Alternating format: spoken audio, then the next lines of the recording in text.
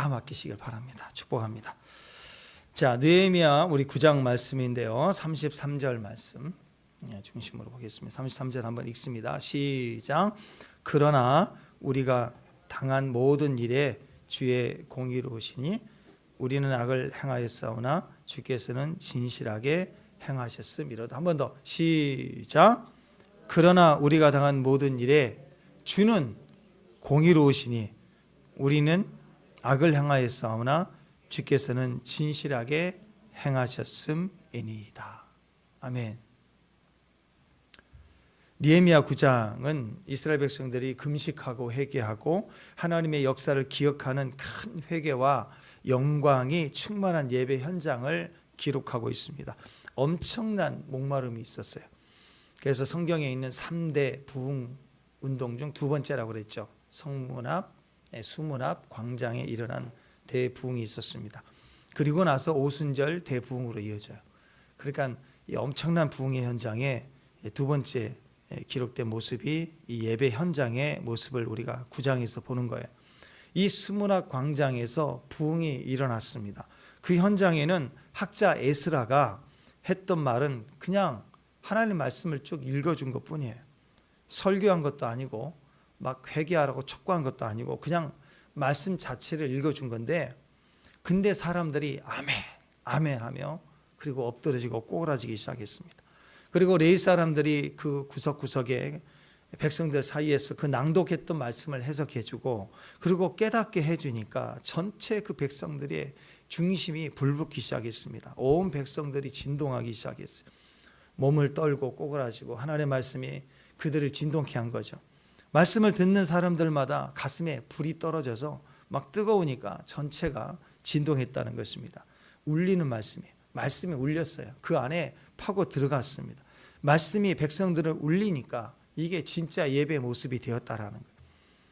그러면서 이제 초막절이니까 초막을 지어서 거기 머물기를 소원하는데 그 절기를 지키는 예배가 점점 확대되기 시작합니다. 원래 초막절은 7월 15일인데 그래서 7일 동안 22일이면 초막절이 끝나요. 명절이 끝나는 거예요. 그런데 그 받은 은혜가 너무 커가지고 7일로 끝나지 못하는 거예요. 하루 더 연장하자, 앵콜하자. 그래서 8일째도 자발적으로 모인 거예요. 떠나지는 않는 거예요. 집으로 가지 않는 거예요. 하나님이 느껴지니까 하나님만을 바라보는 그 은혜의 시간이 8일째까지 이어진 거예요. 그리고 그 다음날 9일째도 안 가는 거예요. 사람들이 또 모이는 거예요. 백성들이 스스로 모였습니다. 시맛 마토라. 그래서 토라에 대한 결단의 시간을 갖겠다. 그래서 9일째까지 명절이 이어집니다. 자녀들까지, 심지어 자녀들까지 너무 좋아서 하루만 더 있다 가면 안 돼요. 그래서 아이들까지 막 뛰기 시작해요. 자발적으로 모여 결단의 시간을 가졌다라는 거예요.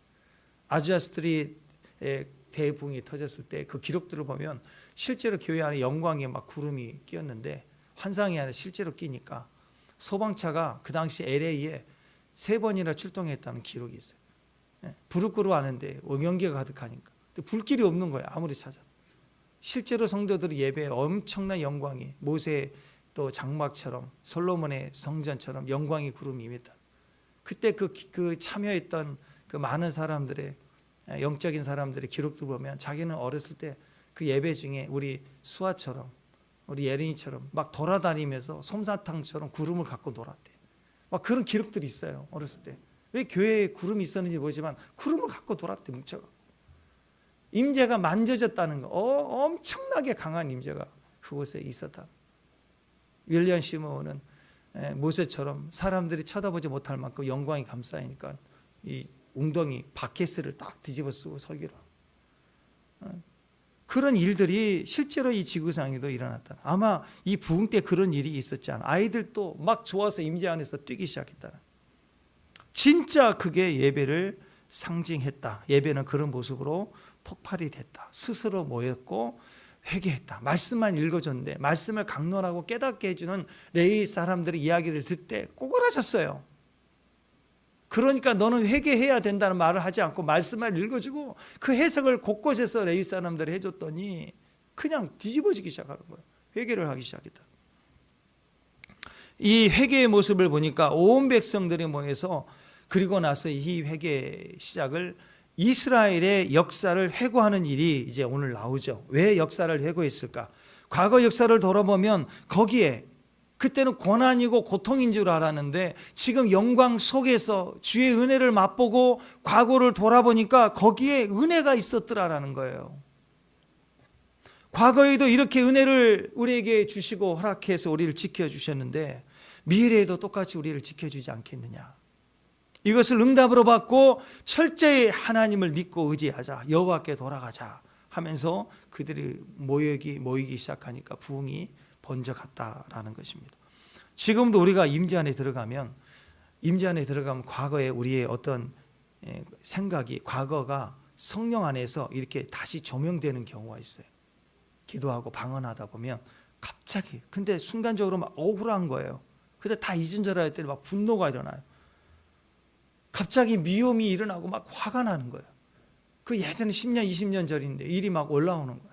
그래서 저도 어떤 경우는 기도를 멈췄어요. 너무 분노가 나가지고 바람을 한번 쐬야 될 만큼 오래된 이야기예요.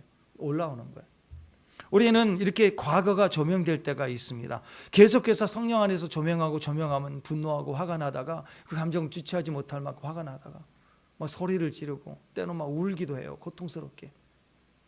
그게 너무 심할 때는요, 때로는 우리 감각을 사용하지 않고 주님께서 이해하지 못하는데 방언하다가 괜히 눈물이 날 때가 있어요.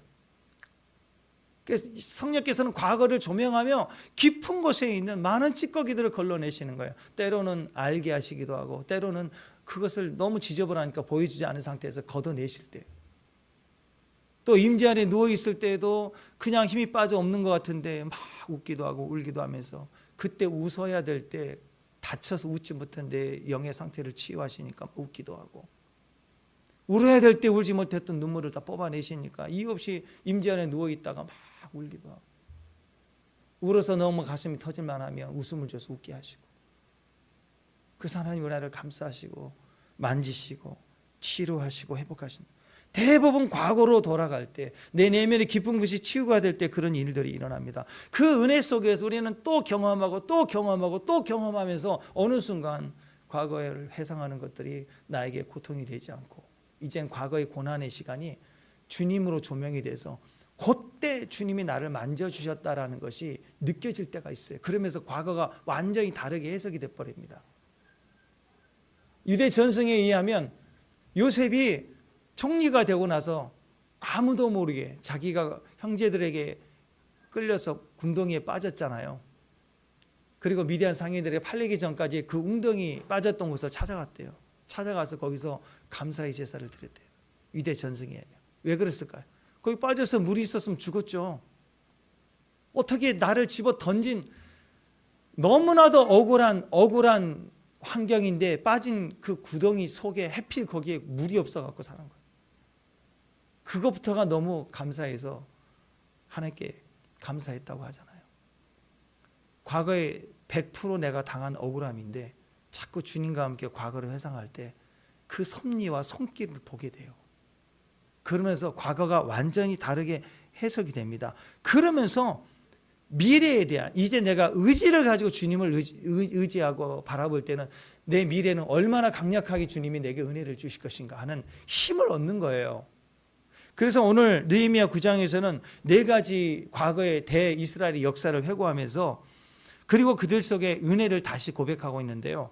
첫 번째가 홍해의 은혜이죠. 홍해. 우리 9장 9절에서 11절까지 홍해의 은혜가 뭐예요? 출애굽한 이후 3일 만에 홍해 앞에 갔는데 홍해 바다가 가로막고 있고 뒤에는 애국 군대가 바로 쫓아왔죠. 완전히 샌드위치예요. 배 한 척 없고 200만 명이나 홍해 그 앞에 있는 홍해는 걸림돌이죠. 나를 죽이게 하는 마지막 함정과 같은 거예요. 근데 그 걸림돌을 가만히 지금 은혜 안에서 회상해 보니까 애국 군대를 거기서 진멸하고 완전히 멸하는 디딤돌이 되게 해요. 애국 군대는 거기서 죽고 이스라엘 백성들은 그 다음 단계로 넘어가게 만드는 그 계기가 그 돌 같은 디딤돌이 바로 홍해였다는 거예요. 자, 11절 말씀 보실까요? 11절. 자, 읽습니다. 시작. 또 주께서 우리 조상 앞에서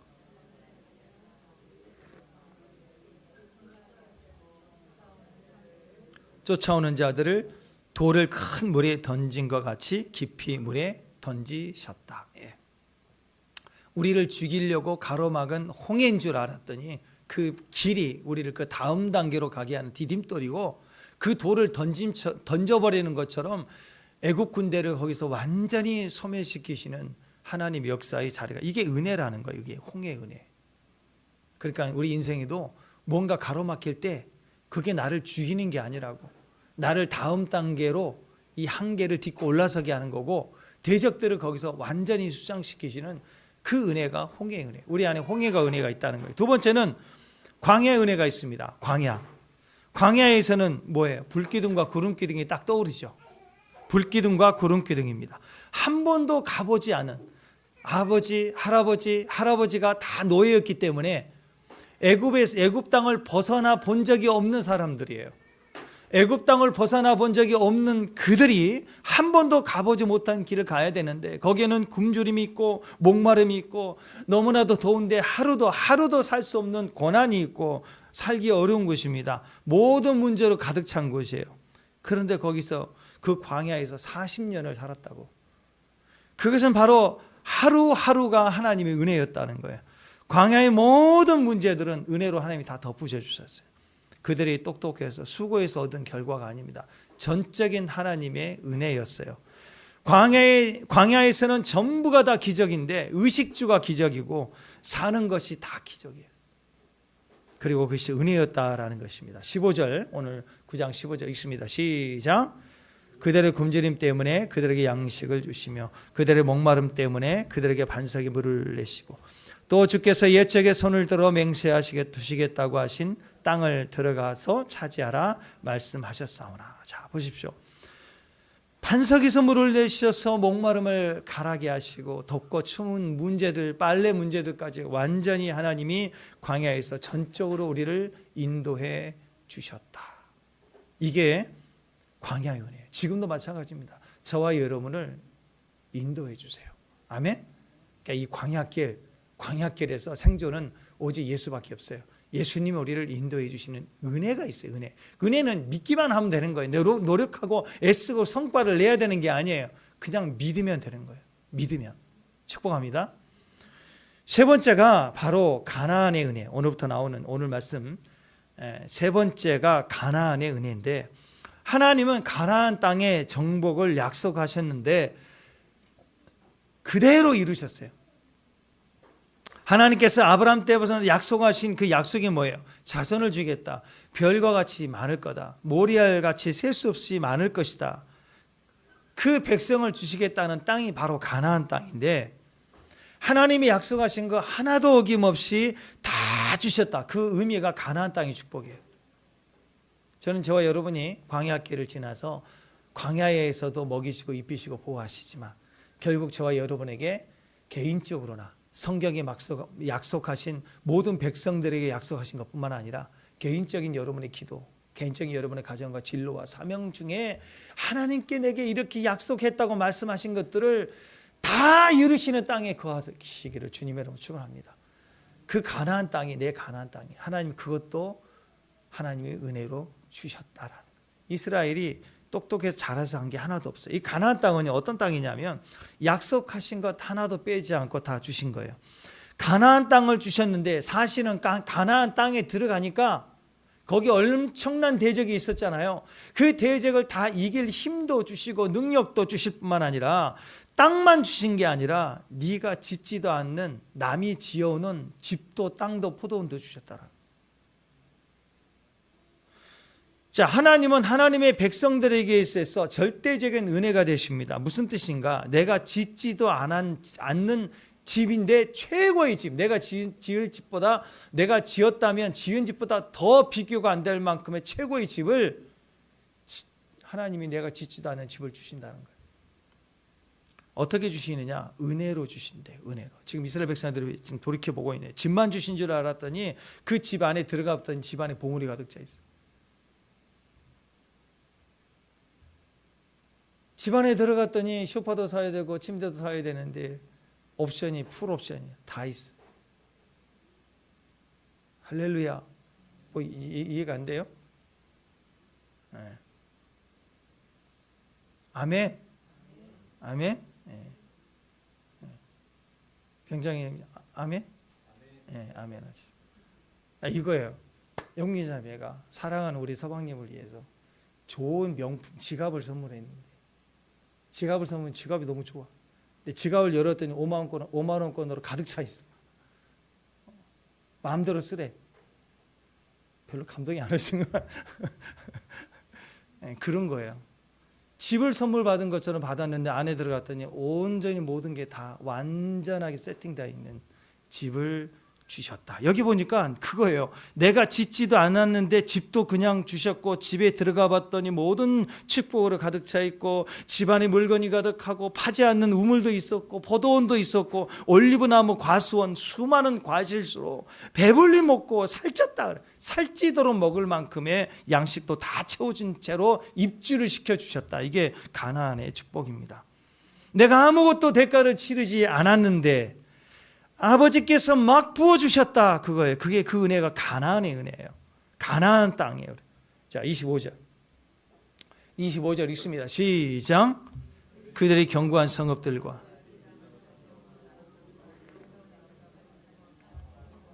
판 우물과 포도원과 감람원과 허다한 과목을 차지하여 배불리 먹어 살찌고 주의 큰 복을 즐기게 하셨다. 즐기게 하셨다. 실제로 우리 하나님께서 우리에게 더해 주세요. 주님이 주신 땅에 들어가면요, 내가 생각했던 것, 내가 기도했던 것 이상으로 주셔요. 항상 더 많은 것이 만나지고 채워지는 거예요. 그러니까 기도해야죠. 기도해서 하나님 내게 준 가나안 땅에 주신 축복들을 약속 받아야죠.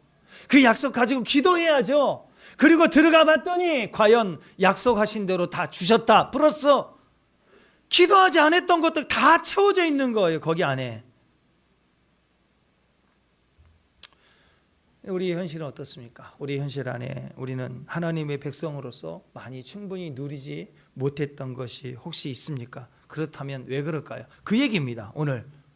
그랬는데 순종하지 않았기 때문에 다시 그것을 잃어버린 거예요. 하나님 다시 배반했다라는 거예요.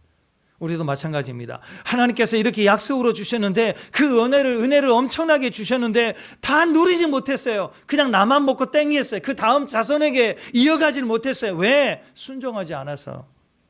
이 말은 방향이 안 바뀌었다라는 거예요. 방향이 먹고 땡이었다라는 거예요.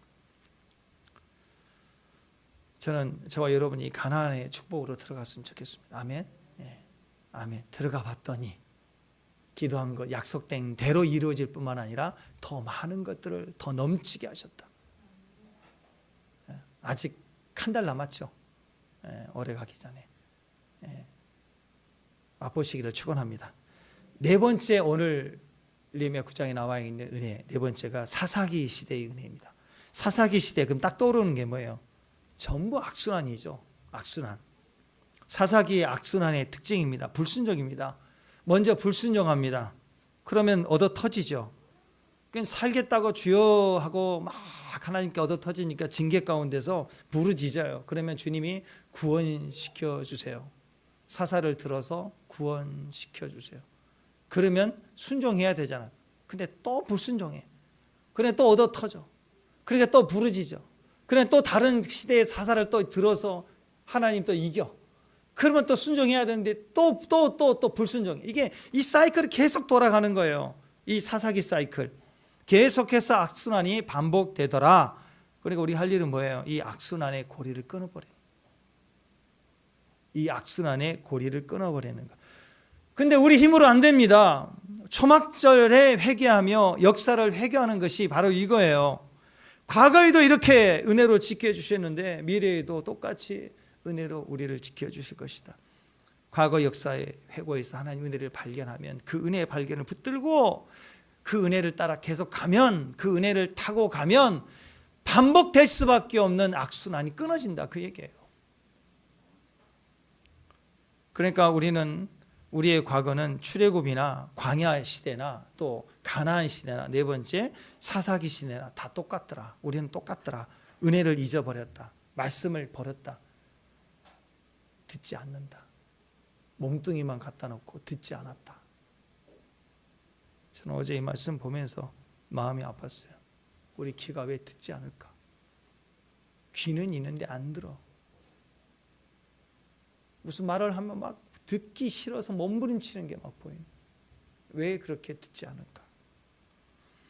그래서 이스라엘이 이 네 가지의 과거, 출애굽 때, 광야 때, 가나안 때, 사사기 때 이 시대를 돌이키며, 다음은 얘기 안 한 거예요. 더 할 수 있지만 남유다 북이스라엘 똑같아요. 안 들어요. 듣질 않아요. 아는데, 율법을 아는데, 선지자가 있는데 안 들어요. 그래서 이 사이클을 다시 끊어내지 못했던 걸 얘기하는 거예요. 그러면서 이들이 이 이야기를 쭉 하는 이유는 다시 붙들자, 여호와께 돌아가자, 들어야 산다, 그 얘기입니다. 그러니까 지금은 우리 인생살이, 이 생의 이 광야의 이 시대의 삶의 목적이 뭐냐? 말씀 붙들면 살고 말씀을 저버리면 죽는다, 그 얘기예요. 너무 단순하지 않습니까? 광야는 그거예요. 죽는 장소예요. 광야는 원래 죽는 장소, 우리가 죽어버려야 되는 거예요. 그러면 말씀 하나 붙들고 가면 산다라는 거예요. 인도하시고 보호하시고 만나를 먹이시고 반석에서 물을 주시고 심지어 옷이 헤어지지 않도록 발이 부르지지 않게 하셨다. 나중에 가서 보면 승리도 주셨고, 한마디로 뭐예요? 그의 나라와 그의 의를 구하라. 그리하면 이 모든 것을 너희에게 더하시리라. 옛날 아재 개그, 일본 사람 너무 무섭다. 제일 무서운 사람 도끼로 이마까. 그 형님 까니마 똑까. 그 형님은 안 까니마 골랄까. 지금 웃고 계신 분들은 다 옛날 분이에요. 다 옛날. 청소년들은 모를 거야. 이게 뭔가. 당시에는 엄청난 웃기는 얘기였는데 지금 생각해 보니까 이게 영적으로 보니까 이게 죄성인 거예요. 죄성. 죄가 그런 거예요. 계속 반복되고 확대되고 강력해지는 거예요. 가만히 보면 사람이 죄를 짓고 회개하는 것을 보면 늘 반복적입니다. 또 그 죄를 지어요. 이 바보야 그래 놓고 그 다음에 또 해. 막 떨고 있고 뭐 하고 있고. 인간이 반복적이에요. 죄는 새로운 것을 신선하게 반응받아서 죄를 짓지 못해. 인간은 계속 반복적인 문제에 죄에 걸려 넘어지는 거예요. 아무리 회개하고 아무리 결단하고 아무리 노력하려고 해도 다음날 보면 또 그 생각 나는 거예요. 도끼리 뭐 까고 싶어요. 진짜 이게 죄예요. 죄인다고. 그러다 보니 또 죄를 짓고 맙니다. 까니마 똑까. 그러다 보니까 죄의 중독이 돼버려가지고 나중에는 안 까니마 골라까. 다른 죄도 막 더불어서 지기 시작하고, 다른 죄를 막 연장해서 짓기 시작하고, 제목이 증가되기 시작하고, 죄에 막 붕이 터져가지고 안 지은 죄도 골라서 죄를 지은 악인이 돼버리는 거예요. 무슨 애슐리도 아니고 죄를 종류별로 막 골라 드시는 거예요. 처음에는 자기가 좋아하는 것만 골라서 접시에다가 담아서 까먹는 거예요. 도끼로 이만큼. 그 다음에는 까니마 똑같죠. 먹은 것 중에 맛있는 것만 또 골라서 또 먹어. 접시에다 또 갖다 먹고. 그 다음에 안 까니마 골랄까. 안 먹어본 것 중에 새로운 걸 또 막 찾아서 또 발견해서 먹어보고. 뭐 애슐리 같아요. 무슨 뭐 쉬지 않고 죄를 계속 연장해서 죽을 때까지 죄를 지어요. 그러니까 온통 주변이 다 피바다예요. 밖에서로 피바다. 웃기는 얘기가지만 무서운 얘기입니다. 우리 죄가 그런 거예요. 그래서 보면 입만 살아가지고 입만 열면 거짓말이에요. 거짓말. 내가 진짜 할게 확실히 진짜 말만 그러지 입만 열면 거짓말이에요. 그 다음날 보면 금방 알아요. 제가 할게요. 열심히 할게요. 노력할게요. 예배 잘 드릴게요. 우리 교회에 뭐 뼈를 묻겠습니다. 뭐 별 얘기를 다 들어요. 근데 자기 자신도 안 되게 엉망이 되어버리는 모습을 봐요. 첫 번째는 그 사람이 가짜라는 뜻이 아니라 인간은 안 되는 거란 뜻이에요. 아무리 결단해도 안 됩니다. 안 된다는 거예요. 그래서 은혜로만 가능하다. 오늘 회개운동에 그 철저한 출애굽에 뭘 한 게 있어요. 그들이 홍해 앞에 산 게 뭐가 있어요? 전적인 은혜였잖아요. 광야에서 뭐 한 게 있어요? 전적인 은혜로 40년을 살아. 가나안 정복 한 게 뭐 있어요? 하나님이 다 해주시죠. 사사기 시대 속에는 옳은 대로 자치가 왕이 돼가지고 막 하고 싶은 대로 살았는데 뭐 한 게 있어요? 죄만 지었지. 전적인 은혜라는 마찬가지입니다. 지금도 저와 여러분도 결단과 어떤 자기의 어떤 확신 갖고 절대 안 된다니까요. 깨져야 돼요. 내가 무너져야 돼요. 내 생각 버려야 돼요. 은혜를 구해야 된다라는 거예요. 이스라엘 백성들이나 지금 저와 여러분이나 우리들이나 다 똑같더라. 그래서 27절 보세요. 27절. 오늘 말씀 27절 읽습니다. 시작. 그러므로 주께서 그들의 대적의 손에 넘기사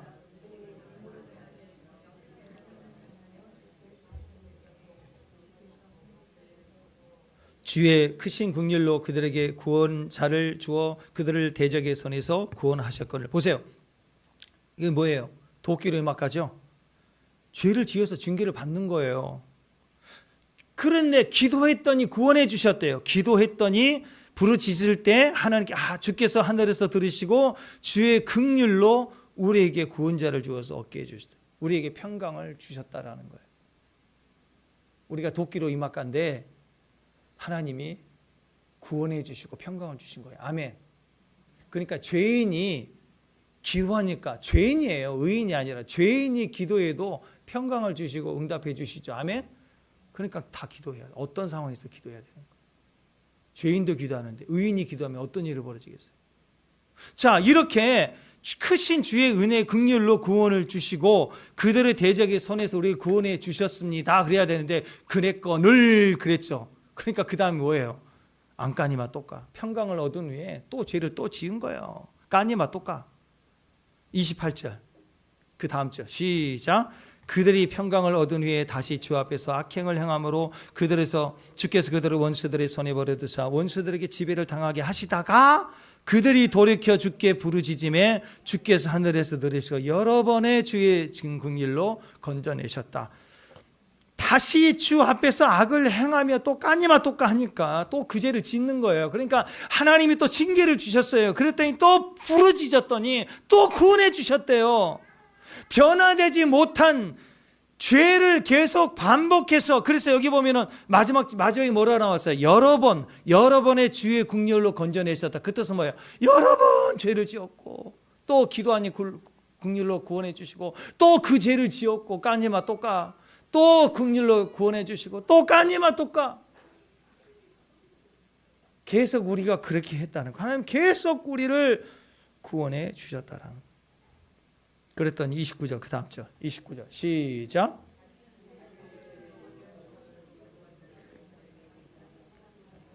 그들이 교만하여 사람의 준행하며 그 가운데서 삶을 얻은 주의 계명을 듣지 아니하며 주의 규례를 범하여 고집하는 어깨를 내밀며 목을 굳게 하여 듣지 아니하였다. 계속 반복적으로 까니마 똑 까고 안 까니마 골라 까고 이렇게 우리 삶이 지긋지긋하게 사는 거예요 지금. 그런데도 하나님은 항상 우리를 용서하시고 우리를 불쌍히 여겨주셨다. 그래서 그분은 항상 그러나 그게 30절이에요. 30절. 자, 30절 시작.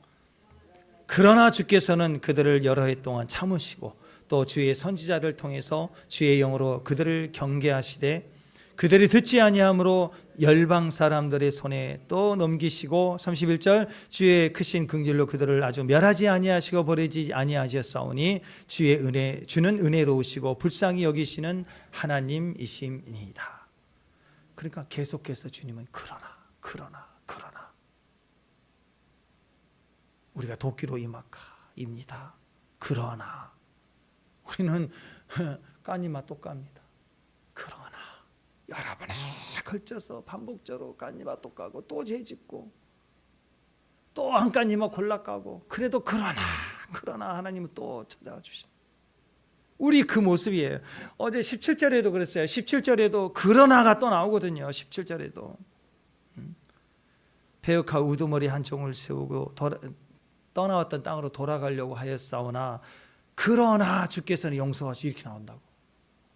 그리고 또 19절에서도 not yet이 또 나와요. 그러나 하나님을 크게 모독하였사오나 그러나 주께서는 주의 크신 긍휼로 그들을 광야에 버리지 아니하시고 광야에서 낮에는 구름기둥, 밤에는 불기둥으로 인도해 주셨다. 이 얘기 나와요. 그러니까 하나님은 항상 그러나 주 앞에 우리 과거의 시간 가운데 우리는 항상 죄를 지었고 하나님 앞에 반복적으로 고집스러우나 하나님은 그러나 하나님은 항상 우리에게 우리를 긍휼히 여기시고 우리를 구원해 주셨다. 우리가 도끼로 이마가 받게 되지 못하여도 하나님은 항상 은혜임을 기억해야 됩니다. 내가 듣지 않고 못됐어요. 아주 못됐어요. 못됐습니다, 주님.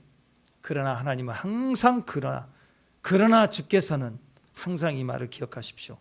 하나님의 영광을 드러나게 하는 게 뭐냐? 그러니까 회개로부터 시작하는 거예요. 하나님 앞에 돌아오고 과거를 회상만 해도 그 방향을 턴하는 거예요. 하나님을 향하여 방향을 바꾸는 게 회개라고 그랬죠. 잘못한 거 반성이 아니라 방향을 바꾸는 거예요. 그러면 광야에서도 말씀을 붙드는 거고 내 방향은 구름기둥과 불기둥이에요. 내 방향은 구름기둥과 불기둥이라고. 이스라엘은 자기 결단과 결심의 방향은 출애굽인데 늘 애굽이었어요. 다시 과거로 다시 애굽이었다고. 우리는 가만히 두면 죄를 향해 가게 돼 있어요. 가만히 두면 우리는 망하게 돼 있다고. 그래서 우리는 회개해야 됩니다. 돌이켜야 돼요. 우리의 방향은 불기둥과 구름기둥이에요. 항상 말씀을 붙들어야 되는 거예요. 말씀을 붙들면 모든 공급과 인도하심과 보호하심과 승리가 있다. 그 얘기입니다. 말씀에 대한 반응, 우리는 순종이죠. 불순종은 듣지 않는 거예요. 그래서 여러분, 순종과 불순종 이야기는 너무나도 귀한 이야기입니다. 굉장히 중요한 이야기입니다. 가나안 땅에 들어갔을 때 타협해가지고 그리고 거기서부터 축복이 저주가 되고 다 불순종해 버리잖아요. 살만하니까 집 지어지니까 승리 한번 했다고 타협해 버리는 거예요. 사사기 때는 뭐 말할 것도 없습니다. 다 깨지고 박살나지 않습니까? 북이스라엘 남유다 때 멸망도 보세요. 결국 바벨론 포로로 끌려가면서 다 깨지고 박살납니다. 말씀과 순종, 이것이 은혜의 공급입니다. 그런데 여기서 교만이 들어가면 불순종합니다. 교만이 들어가면 불순종, 교만이 일치합니다. 그것은 패망이에요. 지금도 마찬가지예요. 하나님 말씀 듣지 않으면 망하는 거예요. 보십시오. 반드시 패망합니다. 교만이 들어갈 그 자리 반대가 바로 겸손이잖아요. 겸손이 들어갈 자리에 세상적인 또 악한 대적의 마음이 뭐예요? 결국 교만 아닙니까? 교만과 겸손은 서로 그 자리에서 싸움을 일으키는 거예요. 근데 우리가 먼저 순종하면 겸손하면 순종하게 되어 있습니다. 교만의 최고의 문제가 뭔지 아십니까? 교만은 항상 내가 주인이에요. 내가 맞는 거예요. 항상 내가 맞는 거예요. 생각이 다른 게 아니라 내가 맞는 거예요. 가정에서도 내가 맞고 교회에서도 내가 맞고 직장에서 내가 맞는 말만 하는 거예요. 그게 교만이에요. 교만. 다르다고 생각을 한 번도 안 해보는 거예요. 그 사람 입장에서 생각을 안 하는 거예요. 그러니까 항상 무슨 일만 터지면 직장에서도 내가 괴롭고 집에서도 내가 괴롭고 교회만 오면 내가 늘 괴로운 사람이에요. 웃기는 거예요, 정말. 한 번도 다른 사람이 나보다 괴롭다는 생각을 해본 적이 없다고. 굉장히 심각한 사람이에요. 정상적인 부모는 뼈 빠지게 일을 하고 집에 돌아와서 몸도 가르지 못하고 지쳐 쓰러질만 해도 집에 들어오면 우리 애가 제일 불쌍하죠? 그잖아요. 자고 있는 게 불쌍해. 아우, 이 애가 정상 아니에요? 그게 정상입니다. 자기밖에 안 보여. 자기가 제일 힘든 사람이에요. 아직도 눈물 좀 흘려야 돼. 그러면 그걸 교만이라고 얘기합니다. 겸손은요, 절대적으로 하나님을 듣게 돼 있어요. 겸손은 내 수준이 높아지는 데서 나오는 거예요. 하나님이 나를 위하시니까 내 존재가 커지는 거예요. 그러니까 모든 사람이 다 존경스러운 거라고. 교만한 사람은 존경할 사람이 없어요. 남들이 다 존경하는 사람도 까요. 자기밖에 모르는 거예요. 그러니까 가정에서 아버지가 교만하면 아내와 자식이 죽는 거예요. 죽어. 가정에서 아내가 교만하면 남편이 죽는다고. 이어떨어진 물에 죽어. 애들도 죽고. 가정에서 애들이 교만해버리면 어떤 일을 벌이냐. 미치는 거예요. 어떻게 할 수가 없어요, 자식을. 기가 막힌 일이 벌어지는 거예요. 그러니까 여러분, 듣지 않는 것은 무서운 교만입니다. 듣지 않으면 심각한 거예요. 남의 말도 듣지 않을 뿐만 아니라 심지어 하나님의 말씀도 듣지 않는 거예요. 그래서 자기 말만 막 하는 사람이에요. 누구 얘기 절대 안 들어요. 내가 옳다라고만 계속 하는 거예요.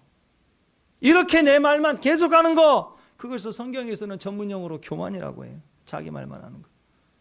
교만의 핵심은 절대로 듣지 않는 거예요. 벽 보고 얘기하는 것 같은 거예요. 또 얘기해봐야 안 들리는 거예요. 29절 보세요. 29절 시작. 다시 주의 율법을 복종하게 하시려고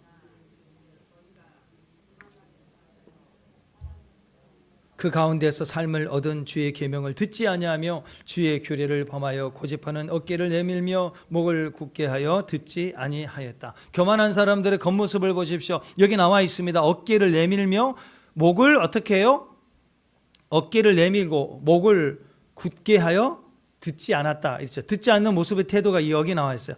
어깨를 이렇게 쭉 내밀고 목을 바싹 이렇게 딱 세워가지고 자라목 딱 이렇게 세워가. 자라목 있죠? 몰라요? 자라 이렇게 딱 자라목이 딱 돼가지고 그 다음에 한 손에 이쑤 가방 딱 쥐고 짝다리 딱에다가 발 떨면서 쳐봐 에? 죽여 막 거들먹거린다고 하죠. 이게 교만이에요. 교만. 하나님 앞에서 그렇다는 거예요. 목은 자라목에 일수 가방 들듯이 지 가방 들고 짝다리에 한쪽 박 떨면서 해봐 쳐봐 때려. 당시 이스라엘 백성들 가운데서도 교만한 모습이 이랬다라는 거예요. 어깨를 내밀고 목을 곧게 하여 세워서 자라목 만들어서 건들거리면서, 그래서 성경에는 목이 곧은 백성이다 그렇게 표현합니다. 이스라엘 백성들의 이 교만한 자세, 이건 듣지 않겠다는 뜻입니다. 불순종하겠다는 거예요. 경찰이 와도 선생님이 와도 부모가 얘기해도 때려. 이 시대가 얼마나 악해져 갑니까? 듣지 않는 거예요. 심지어는 아이들이 사정을 해요. 사정을 제발 좀. 엄마 도와주세요. 아빠 도와주세요. 안 들어. 이 시대가 그렇다라는 거예요. 듣지 않는 거. 그래서 말씀이 있는데 안 들어요. 말씀이 있는데 안 들어요. 예수님이 오셨는데 안 믿어. 결국 망하게 되었다. 수문 앞 광장 대부흥의 회개의 내용이었습니다. 하나님, 저희가 듣지 않았습니다. 하나님이 항상 은혜를 주셨는데 듣지 않았습니다. 그러니까 메시지가 뭐예요? 말씀이 있으면 겸손해야 한다. 겸손이 뭐냐? 듣지 않는 거예요. 이게 순종입니다. 들어야 되는 거. 겸손은 듣는 거예요. 교만은 듣지 않는 거예요. 그래서 항상 겸손한가 교만한가를 확인해 보려면 이렇게 듣는가를 보면 돼요. 말씀을 듣는 거. 앞에서 열심히 헌신하고 섬기고 막 봉사하는 건 그건 누구나 할 수 있어요. 교만해도 할 수 있어요. 교만하면 조금 더 열심히 할 수도 있어요. 근데 열심히 문제가 아니죠. 듣는가가 중요해요. 듣는가. 들으면 뭘 하고 안 하고의 문제는 별로 중요한 게 아니에요. 안 들으니까 문제라고. 듣지 않아서 패망하게 되었다. 그것을 회개하는 것이 부흥의 내용이었습니다. 그러니까 메시지가 뭐예요? 들어야 산다. 듣는 게 순종이다. 오죽하면 사무엘 선지자가 그 최고의 정점 있는 왕 사울 왕에게 하는 말이 뭐였어요? 순종이 제사보다 난. 하나님이 거역하고 제사 드리겠다고 진멸하라고 하는 그런 짐승들 좋은 거 다 빼돌렸다가 왜 이거 진멸하지 않았냐? 하나님께 예배 드리려고 갖고 왔대요. 최고 좋은 거라. 기가 막히는 거죠, 정말. 부모님께 효도하려고 도둑질하고 강도질해서 갖고 온 거예요. 이거 드시라고. 그 마음이 어떻겠어요? 부모 마음이. 수양의 기름보다 낫다. 듣는 것이 수양의 기름보다 천천히 만만의 강수에 흐르는 그런 기름을 드리려고 하지 말고 하나님의 말씀을 순종하여 들으라고 얘기해요. 그걸 겸손이라고 얘기합니다. 그러니까 듣지 않는 사람들은 하나님을 대적하는 거예요. 왜냐하면 하나님의 말씀을 철저히 무시하는 거예요. 그리고 자기 하는 일만 열심히 하는 거예요. 복음을 전해도 안 들으려고 해요. 그러니까 어떻게 해요? 말씀을 증거하는 사람들을 무시하고 교회를 무시하고 막 죽이려고 하고 선지자들 미워하고 그 불순종의 모습이 오늘 25절, 26절이죠. 계속 그 회개의 내용이 나와 있는 거예요. 이게 우리의 모습이라는 거예요. 25절, 26절 시작. 그들이 견고한 성읍과 기름진 땅을 점령하고 판 우물과 포도원 감남은 허다한 과목을 차지해 배불리 먹어 살찌고 주의 큰 복을 즐겨 싸우나 그들은 순종하지 아니하고 주를 거역하고 주의 율법을 등지고 주께로 돌아오기를 권면하는 선지자들을 죽여 주를 심히 모욕하였다. 선지자들을 죽였다. 듣지 않았다. 뭐 예레미야 시대도 때리고 감옥에 넣고 패고 죽이고 그랬잖아요. 쫓아가서 잡아와서 죽이고 자기 건드렸다. 말씀을 거부하는 거예요. 한마디로 듣지 않았다라는 거예요. 말씀을 증거하는 사람들을 싫어하고 말씀 자체를 싫어해서 미워하고 거부하고 판단하고 욕하고 끝내 죽이고 그러는 거라는, 지금도 그런 역사가 있다라는 것입니다. 그래서 오늘 중요한 개념이 뭐냐면 공의예요. 공의. 하나님 어떤 하나님이신가? 공의 하나님이에요. 일반적으로 여러분 교회에서는 우리가 은혜를 많이 강조하다 보니까 사실 공의라는 얘기를 많이 하지 않습니다. 많이 그렇게 강조하는 은혜인은 아니에요. 근데 그 공의라는 것은요, 우리가 은혜를 강조할 때 은혜 속에 들어가 있기 때문에 그런 거예요. 사랑이란 단어 속에 공의의 개념이 이미 들어가 있는 거예요. 그런데 어떤 사람은 사랑과 공의에서 공의를 딱 잘라가지고 공의만 가지고 외치는 사람들이 있어요. 마치 책을 읽어요. 너 책도 안 읽으냐 무슨 책을 갖고 다니니. 나는 내 꿈은 문학도야. 나는 문학도가 될 거야. 나는 작가가 될 거야. 봤더니 로미오와 줄리엣. 어디까지 읽었니? 나 방금 로미오를 마치고 줄리엣을 읽고 있는 거야. 그러면 얼마나 웃겨요. 그죠? 그 나눠지는 게 아니라고요. 공의와 사랑 나눠지는 게 아니라고. 그런데 어떤 사람들은 기독교 안에서 기독교 운동을 한다고 하면서 공의란 얘기를 딱 떼가지고 공의, 거기다가 정의, 차별, 적폐청산 뭐 이런 걸로 막 나가는 사람들이 있어요. 그들이 말하는 공의와 오늘 느헤미야에서 말하는 하나님의 공의는 좀 다른 공의입니다. 오늘 말씀에서 공의는 마치 심판하고 진멸하고 막 거짓을 막 판단하고 재판하고 그렇게 얘기하는 공의가 아니에요. 여기서 얘기하는 것은. 성경에서의 공의의 하나님이라고 그럴 때는요, 사랑과 공의, 로미오와 줄리엣처럼 사랑과 공의가 같이 있는 하나님의 개념이 공의와 사랑인 거예요. 공의는 뭐냐면 말씀대로 하신다. 그게 공의예요. 사랑은 말씀대로 하신다. 우리 인간적인 사랑과 달라요. 성경에서 가장 하나님의 사랑을 가장 가까이 표현한 단어가 헤세드예요. 하나님의 사랑인데 어떤 사랑이냐면 언약을 두고 하시는 사랑이에요. 그러니까 언약을 두었는데 우리가 폐역해도 야 다시 캔슬, 다시 없던 걸로 해, 그러지 못하는 거예요. 나는 언약을 두고 사랑하는 거예요. 언약을 두고 사랑하는 거예요. 언제든지 우리에게 기회가 되는 거예요. 우리 모습 이대로 안 돼요. 죄인 중에 죄인이에요. 그냥 뭐 안간힘아 골라가가 아니라 바퀴스 피바다 같은 인생을 살았어도 말씀에 의지하여 그물을 던지리이다.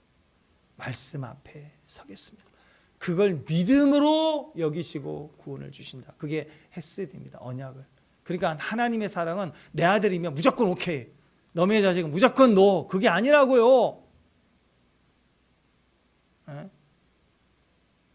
하나님의 사랑은 팔이 안으로 그냥 굽는 거 아니에요. 하나님의 사랑은 말씀을 두고 말씀을 이루신다. 그게 사랑이에요. 그럼 공의는 뭐예요? 무조건 패하고 진멸하고 지옥 보내고 그게 아니라 하나님의 정의, 하나님의 공의는 말씀하신 데를 그대로 이루셨다. 사랑과 공의가 같은 거예요. 공의는 무섭다, 심판한다, 진멸하다가 아니라 말씀대로 하신다라는 거예요. 그래서 악인은 끝에 멸망하는 거고 의인은 궁극적으로 의인은 구원을 받는 거예요. 그래서 공의가 무서운 거라고. 공의를 베푸는 심판이 마치 궁예같이 관심법으로 그냥 누구나 그냥 다 죽이고 살리고 기준이 없고 그런 식이라면 누가 그 나라에서 평강을 얻고 살 수 있겠어요? 공의의 하나님, 요한복음 3장 16절에는 이렇게 얘기합니다. 요한복음 3장 16절 우리 잘 아시죠? 읽습니다. 시작. 하나님이 세상을 이처럼 사랑하사 독생자를 주셨으니 이는 그를 믿는 자마다 멸망치 않고 영생을 얻게 하려 하심이라. 자, 여기 보십시오. 독생자를 두고 우리를 사랑하신 거예요.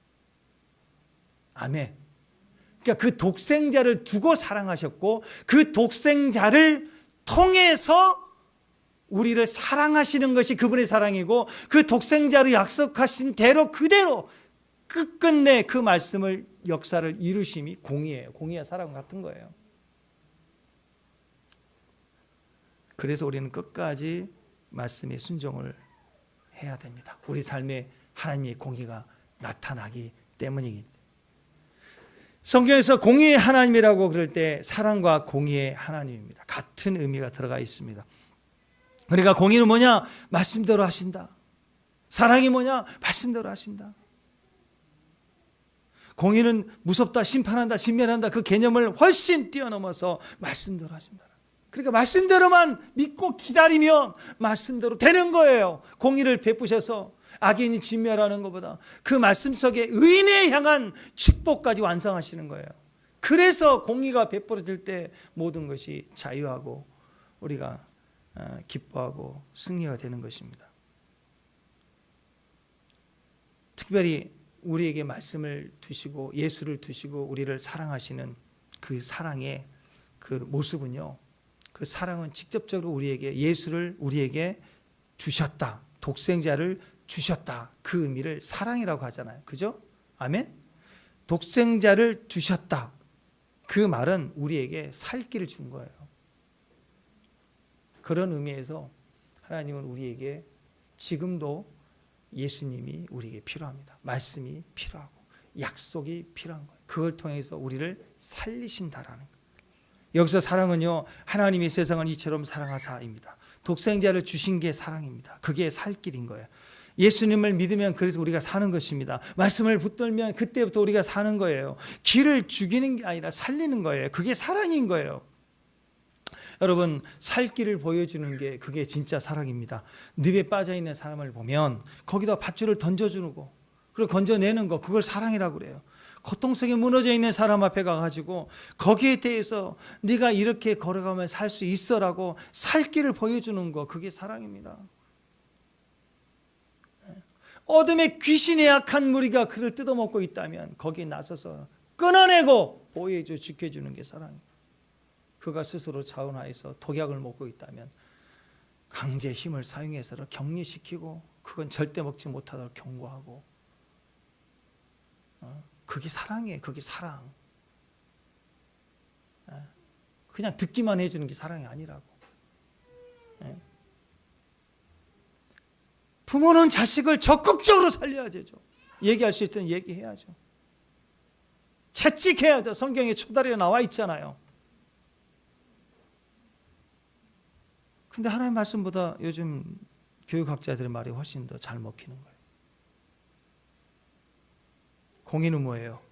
공의는 죽이는 게 아니고 약속하신 말씀대로 하신다라는. 그래서 공의는 그가 알려준 대로 가는 것이 공의의 사람들인 것입니다. 독생자 예수를 믿으면 그래서 사는 거예요. 그걸 거절하면, 안 믿으면 그래서 거기서 죽는 거예요. 내가 아무리 오르고 내가 아무리 똑똑해도 그 말씀대로 안 가면 내가 죽는 거라고. 공의가 죽이는 것 같아 보이지만 사실은 하나님 우리를 살리는 것입니다.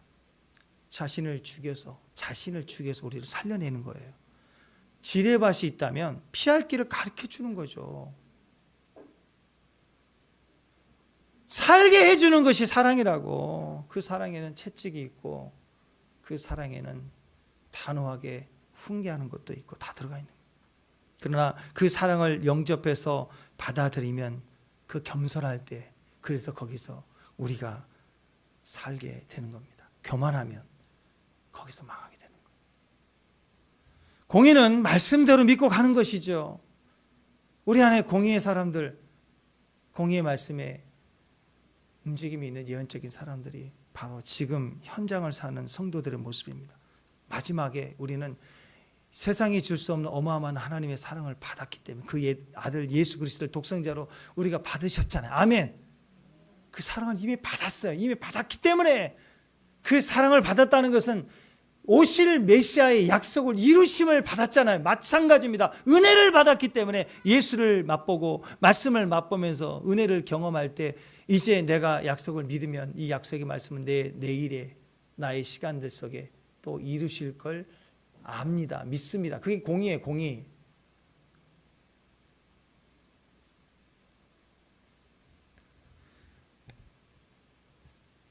잘 들으십시오. 들어야 삽니다. 모든 말씀을 다 살리는 말씀이에요. 말씀 앞에 제발 좀 들으십시오. 말씀을 전하면 좀 겸손하십시오. 영접하십시오. 여러분들을 죽이려고 하는 말이 아니에요. 불편해도 하는 말이에요. 사람이 인생을 50대를 살았는데, 그죠? 죄송합니다. 60도 있죠. 60도 살았는데 이 말하면 누가 불편할까 알아요, 몰라요? 그럼 안 하는 게 낫죠. 편하지. 왜 자기 뜻대로 설정해서 사는데 마음대로 살면 되지 뭐. 근데 왜 해야 돼요? 살아야 되니까. 막 힘들어 합니다. 뒤집어집니다. 별 얘기가 막 귀에 들려요. 막. 그래서 힘든 거예요. 안 들으니까 막 뒤집어 공격하거든요. 밖에서는 누가 그런 말하면 한마디도 못하면서 집에서는 남편에게 해야 되고 아내에게 해야 되고 엄마한테 들이대고, 그걸 그렇게 얘가 성격이 원래 그런 게 아니라니까. 질 가면서 누가 뭐라 그러면 막 따지고 싸운 애가 아닌데 집에만 오면 언니한테 막 난리를 치고 엄마한테 그러고 또 아빠한테 그러고. 애들이 왜 그래요? 안 듣기 때문에 그런 거예요. 안 들으니까. 원래 그런 애면 그 교육이 좀 필요하겠죠, 전반적으로. 그래서 하나님도 그럴 땐 시간 치료를 하시죠. 그럴 때는 금융 치료를 하세요. 다 아프게 혈압하시고 돈 쫙 빠져나가게 하시고 공급 딱 끊어버리는 거예요. 손가락 짝짝 빨게 하고 눈물에 빵 먹으면서 엄마 배고파. 그러면 그러나 하나님은 또 긍휼히 여기셨도다. 하여튼 깐니만 또 까요. 한번 엄마를 걸고 넘어지면 죽도록 엄마 가슴 파들어가는 거고, 아빠를 걸고 넘어지면 하여튼 아빠한테 별 얘기를 다 해요. 애들이. 아내와 남편도 마찬가지고 가정 안에서도 교회에서도 한 별 얘기를 다 들어요. 그냥 집요하게 파들어가는 거예요. 제발 좀 들으세요. 하나님 말씀으로 들어야 사는 거예요. 공의는 억울함, 차별, 정의를 행하고 적폐청산하고 그런 행동이 아니라니까요. 끊어주고 잘라주고 조율해주고 붙이고 뭐 그런 거 아니라고. 하나님 말씀대로 된다가 공의예요. 그러니까 말씀대로 살아가야 되고 말씀대로 살라고 얘기하는 거라고. 근데 하나님 말씀을 무시하고 사회적 차별, 사회적 정의 뭐 이런 거 뭐 해결한다고 하는 사람들 보면 너무 웃겨요. 정의, 차별, 공의를 외치는 사람들 보면 전부 말씀을 어겨요. 말씀과 전혀 상관없는 얘기를 해요. 그리고 그들이 모여가지고 무슨 교회를 선보인대. 교회가 비리 집단 아니라 교회를 선보여야 된대. 나 정말 웃겨요. 공의를 얘기하는데. 진짜 공의가 아니죠. 그 사람들이 말하는 공의는 뭐냐면 자기 말대로 해야 되는 거예요. 거짓 공의를 얘기하는 사람들은 다 자기 뜻대로 나를 뽑아줘야, 내가 일을 해야, 내가 말한 대로 돼야 그게 막 뒤집어 엎어고 끌어내리고 그래야 정의를 실현하는 거로 얘기합니다. 거짓말이에요. 그 사람들을 펼쳐놓고 보면 막 사회적 정의, 공의 외치는데 자기 자녀들은 다 거기서 혜택 보게 만들어 놓고 다 그러고 있더라고. 지금 자기가 외치고 있는 말대로 되라고 그렇게 외치고 사람을 선동하는데 자기는 그렇게 안 살아요. 우리가 뭘 할 수 있죠? 성경 말씀은 한결같죠. 말씀대로 완전히 살아가는 거예요. 그러니까 그들이 외치는 공의와 정의는 다 인본주의예요. 인본주의. 자기에게 붙이면 의로운 거고 남에게 적용하면 공격적인 거고. 근데 하나님 말씀은 나나 너나 동일하게 약속하신 대로 반드시 이루심을 믿고 가는 거예요. 33절 보십시오. 그래서 그 얘기를 하는 거예요. 33절. 자, 읽습니다. 시작. 그러나 우리가 당한 모든 일에 주는 공의로우시니 우리는 악을 행하였사오나 주께서는 진실하게 행하셨음이니라. 보십시오. 공의롭다는 것은 말씀대로 행하셨다라는 거예요. 그래서 우리가 마지막 때 하나님의 공의가 베풀어지죠. 아멘. 요한계시록에. 그건 하나님의 악인을 심판하지 이겼다. 그건 뽀빠이 같은 거예요? 슈퍼맨이에요? 아니죠. 약속하신 대로 이루셨다라는 거예요. 그래서 우리가 이기고 대적이 무너지기 때문에 기쁜 게 아니라 하나님의 말씀대로 나타나셨고 말씀을 이루셨기 때문에 감격스러운 거예요. 전 우주적인 역사도 이루실 뿐만 아니라 한 개인의 삶 속에 어렵고 힘든 과정의 고통 속에 몸부림칠 때 주셨던 말씀도 다 이루시는 거예요. 그래서 공의 하나님을 기다려야 되는 거예요. 돌아보면 여러분 여기까지 오시면서 고난 없으신 분들 있으시나요? 가끔씩 저는 여러분이 아는 것보다 개인적으로 제가 여러 사정을 또 아는 부분이 있잖아요. 한 번씩 기도하다 그런 마음을 들면 얼마나 힘들었을까. 정말 힘들었구나. 그래도 오늘 이렇게 이 자리까지 서 있잖아요. 우리는 공의가 필요한 사람들이에요. 아직 완성된 게 아니라고 축복합니다. 예수를 그리스도로 받은 저와 여러분, 독생자를 내어주신 사랑을 받은 저와 여러분에게는 이미 공의가 시작이 됐고 그 약속을 따라가면 반드시 말씀을 이루시는 말씀대로 행하시는 역사를 보게 될 거예요. 그러니까 내 생각 내려놓고 말씀만 말하고 사는 거예요. 말씀만. 하나님께서 하나님 말씀을 떠나면 너희는 망한다. 말씀을 붙들고 살면 된다. 이게 신명기에 정확하게 박아놨잖아요. 신명기 8장, 신명기 28장에 보면 계속 말씀합니다. 너희는 이렇게 하면 복을 받는다. 이렇게 하면 패망한다. 너무나도 적절하게 말씀했잖아요. 들어가도 나가도 머리가 되고 꼬리가 되지 않고 전부 말씀에 대한 약속이냐. 그거 다 이루어야 되는 거 아니에요? 우리 삶이 이루어져야 되는 거 아니라고요. 말씀을 믿으셔야 돼요. 말씀을 읽으면서 내 삶이 그대로 될 것을 기대하셔야 돼요. 왜? 하나님은 공의의 하나님이시기 때문에. 그분은 시작하시면 끝까지 그것을 마치시는 분이십니다. 중간에 대충 넘어가시지 않으세요. 우리가 죄로 말미암아 망하고 무너진다 할지라도 하나님은 항상 그분의 이름은 그러나라고 소개를 하고 있기 때문에 끝까지 은혜를 베푸신다는 기억하시고 그리고 주님을 찾기 시작해야 돼요. 우리 살 길은 그래서 말씀밖에 없습니다. 말씀만이 우리가 살 길입니다. 공의를 붙들고 가라는 이유가 거기 있어요. 말씀만이 살 길인 거예요. 말씀은 반드시 이루어지기 때문에. 그래서 여러분 공의를 믿는 공의의 과정에 서 있는 성도들은 하루하루의 어려움과 무거운 짐을 이렇게 맡기세요. 그걸 다른 말로 기도하라. 수고하고 무거운 짐진 자들아 다 내게 오라.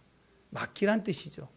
아니 버스 타고 또 이렇게 차를 탔는데 무거운 짐을 계속 이게 배낭을 들고 있는 사람 있나요? 차를 타면 내려놓잖아요. 기도로 왔는데 그걸 왜 들고 다녀요? 제가 청년 때 정말 그때 기도에 불붙어서 막 철회하고 맨날 그 기도했을 때 그때 우리 권사님 정말 기도 동역자로 그 권사님 정말 기도 같이 맨날 저녁마다 했거든요. 근데 한 가지 의문. 나중에는 이제 좀 바뀌셨는데 내가 막 불붙어 갖고 막 방언받아가지고 막 기도할 때인데 우리 권사님 막 처음부터 얼마나 같이 기도하는지 몰라요.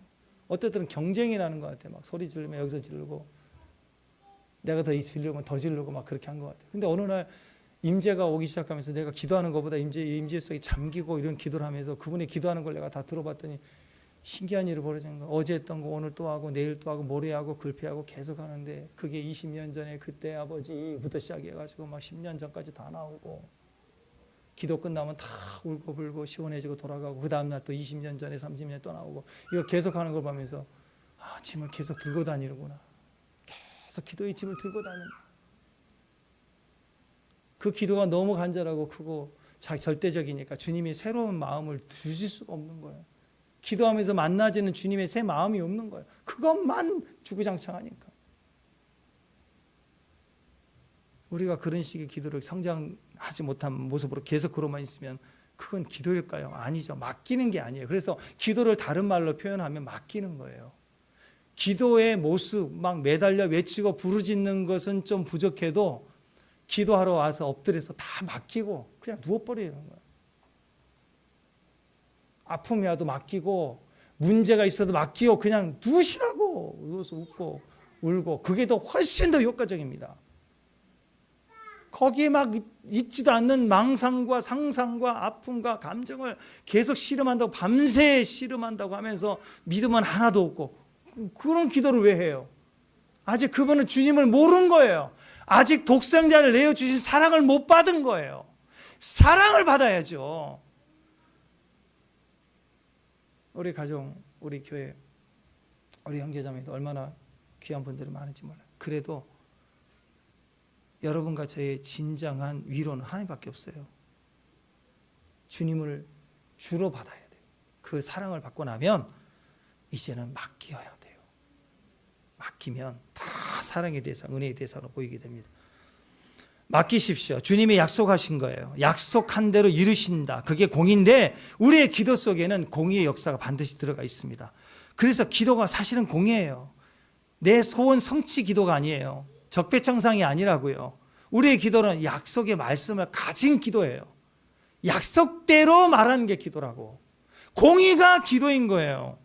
기도라는 길을 열어주셨기 때문에 우리가 그 길 따라가기만 하면 다 살아요. 할렐루야. 시편 55편 22절 맡기래요. 자, 보세요. 이 말씀 시작. 내 짐을 여호와께 맡기라.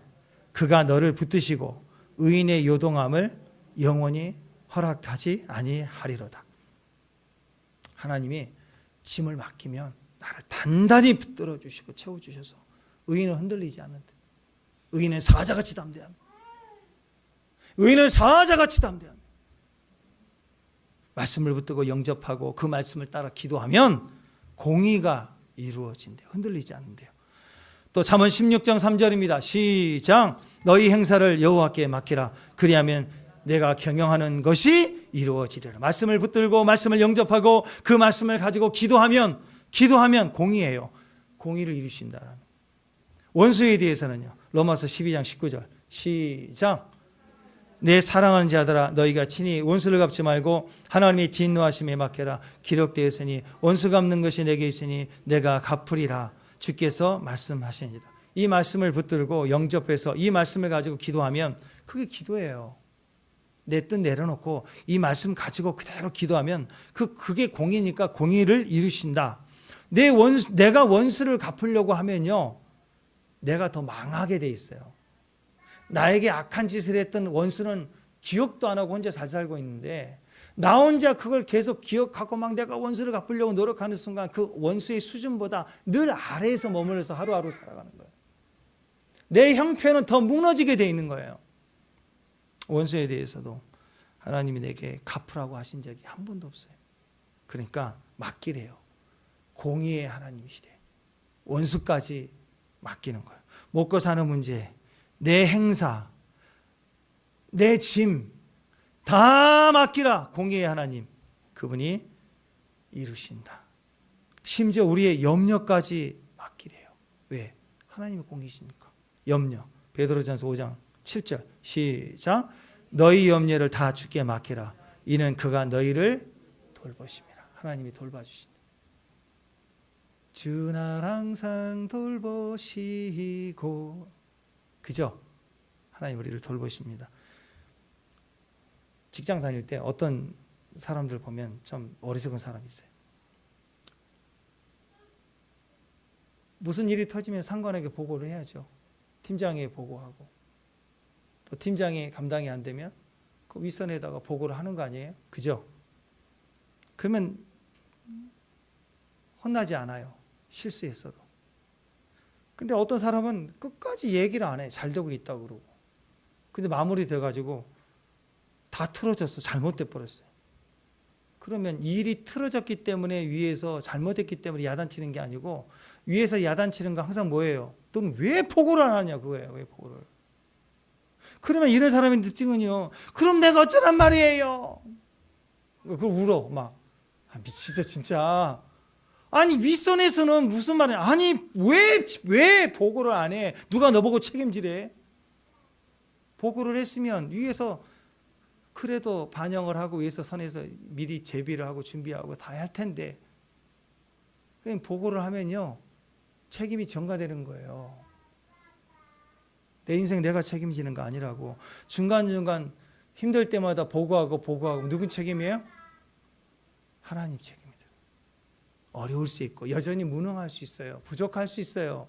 내 수준이 그것밖에 안 될 수 있어요. 그러나 늘 보고하고 늘 기도하고 가면 책임은 하나님이 지시는 거라고. 저는 오늘 여러분들에 대해서 굉장히 담대하거든요. 여러분에 대해서 제가 너무너무 안심해요. 왜냐하면 오늘 새벽에 일찍 깨가지고 제가 다 기도했거든요. 그래서 이제 여러분에 대한 책임이 없어요. 주님 책임이에요. 제가. 할렐루야. 박군사님, 내 책임 아니에요. 이제 하나님 책임. 우리 한 분 한 분 제가 기도하면서 오늘 새벽에 기도하면서 하나님 책임 아시죠? 제가 그래요. 주님 책임이세요. 알아서 하실 거예요, 주님. 그 가정에서도 우리 자녀들 내 책임, 예, 부모의 책임이 있겠죠. 근데 주님 얘기하잖아요. 원수가 없는 거 내게 맡기라고. 원수도 맡기는데 자식을 못 맡겨요? 맡겨요. 도리하고 열심을 하지만 진짜 책임은 누가 져주세요?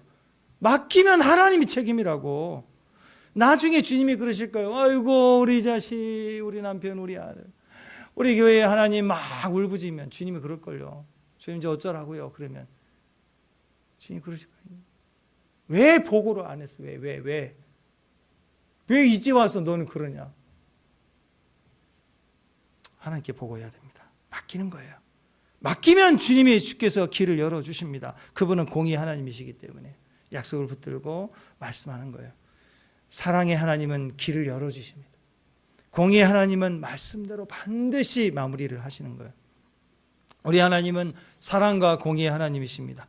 말씀이 임하면 반드시 이루시는 하나님이시죠. 그래서 말씀 앞에 항상 겸손하고 그 말씀에 순종해서 나가셔야 됩니다. 약속을 붙드는 거 사랑입니다.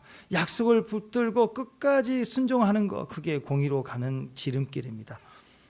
그래서 하나님께서 이렇게 하나님 앞에 이 말씀대로 과거를 회상하면서 이 이스라엘 백성들이 이 9장에서 계속해서 이제 말씀대로 은혜를 붙들고 가겠습니다라고 그 고백을 하는 거예요. 그리고 10장에 넘어가면 그 명단이 나오는데 이 명단은 언약서, 계약서예요. 오늘 말씀 제일 마지막 보면 그 얘기 나와요. 계약서, 언약서거든요. 언약을 세워서 아니 저와 여러분이 계약을 맺는다면 계약서의 조항만 있지 않고 거기에 누가 있어요? 제일 마지막 뭐가 필요해요? 계약자. 사인을 해야 되겠죠. 그래서 지금 9장에서 회고하며 은혜를 붙잡고 은혜로 됨을 믿습니다. 공의 사랑의 하나님을 고백하고 계약을 언약을 세워서 10장에 보면 이름들이 다 명단이 나와. 이 명단은 그냥 명단이 아니라 사인이에요. 사인. 언약서 계약서를 기록해 세워놓고 거기다가 사인하는 겁니다. 10장에 이 언약에 동참하는 사람들 이야기예요. 오늘 저와 여러분 여기에 이름 새겼으면 좋겠어요. 하나님 앞에 우리 가정에 대해 이야기. 주님 맡깁니다. 저 사인. 할렐루야. 이 명단이 중요해요. 겨우 살아서 들어간 생명록에 기록된 이름 그거 말고 요런 주님과 나의 언약적 계약 속에 사인을 할 수 있는 믿음. 이 명단이 될 수 있는 사람. 과거 우리 모습이 전부가 다 부족하고 악하고 못된 모습이라 할지라도 괜찮아요. 혹시 이름이 도끼로 임할까? 까니마 또까? 안 까니마 골라까? 더 심해서 바게스로 피받아. 혹시 우리가 그런 이름이라 할지라도 괜찮아요. 이 시간에 그냥 나오면 돼요. 그냥 주님 믿으면 돼요. 들리는 말씀 한 절이라도 그 말씀 붙들고 순종하면 공의가 이루어집니다. 공의 앞에 말씀, 상황 다 맡기세요. 공의의 하나님 앞에 맡기세요. 그분이 책임이고 그분이 이루실 거예요. 어떤 감정도, 어떤 생각도, 어떤 과거의 아픔도, 어떤 기억도, 현재 내 부족함이라도 그냥 좀 꺼내놔요. 꺼내놔라. 목욕탕 가라니까 전날 걱정돼갖고 발 씻는 모양처럼 뭘 고민해요.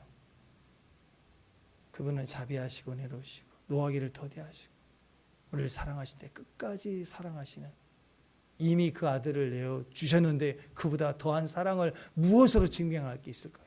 자기 독생자를 내어주는 그 사랑보다 그 어떤 것, 그 무엇을 더 보여줘야 사랑이 증명될 수 있어요. 충분하다고 저는 믿습니다. 이제 그 말씀을 가지고 그냥 주님 만나십시다. 다른 거 생각하지 말고 맡기고 드리면 그분이 다 이루실 줄 믿습니다. 오늘 들리는 말씀 하나 있으면 여러분 가진 말씀, 받은 말씀, 오늘 큐티 받은 말씀, 올해 받은 말씀, 아직 한 달 남았습니다. 그 말씀 붙들고 순종해 보십시오. 그 말씀의 공의가 이루어질 겁니다. 다 맡기면 지금 이곳에 생명선도 솟아나고 모자나 열매 맺히고 그리고 웃음소리 넘쳐날 줄로 믿습니다. 다 같이 일어나셔서 우리 꽃들도 이곳에 찬양합시다. 십자가 바라보시면서 내 생각과 마음과 뜻도 감정도 그냥 다 맡기십시오. 나라는 존재 자체를 매다십시오. 주님께 드리시고 고백하고 그리고 주님만 바라보십시오. 오늘 주님을 회상할 때 십자가를 바라보도 주님만 바라보면 주님은 우리에게 비춰주셔요. 주의 약속의 말씀들을 믿어지게 될 거예요. 그러면 그 말씀 붙들고 가세요. 그러면 공의 하나님이 공의로운 일들을 행하실 줄을 믿습니다. 아멘. 주님만 바라보십시다.